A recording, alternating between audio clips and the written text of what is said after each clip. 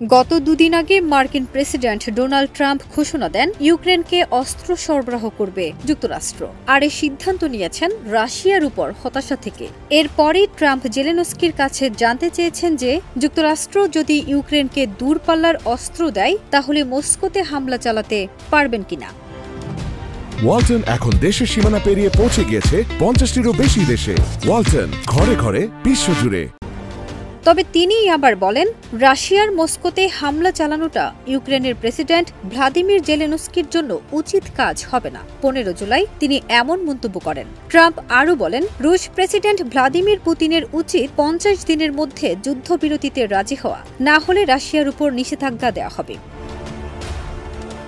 রাশিয়ার আরও গভীরে হামলা জোরদার করতে ট্রাম্প ব্যক্তিগতভাবে ইউক্রেনকে উৎসাহ দিয়েছেন বলে ফিনান্সিয়াল টাইমসের প্রতিবেদন প্রকাশের পর তিনি একথা বলেন। যুক্তরাষ্ট্র ও ইউক্রেনের আলোচনার ব্যাপারে জানেন এমন কয়েকজন ব্যক্তির বরাতে 15 জুলাই ফিনান্সিয়াল টাইমস প্রতিবেদনটি প্রকাশ করে।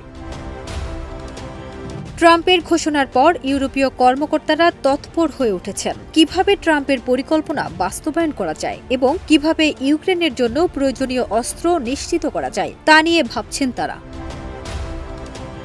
এর আগে ট্রাম্পকে প্রশ্ন করা হয়েছিল তিনি এখন ইউক্রেনের পক্ষে কিনা।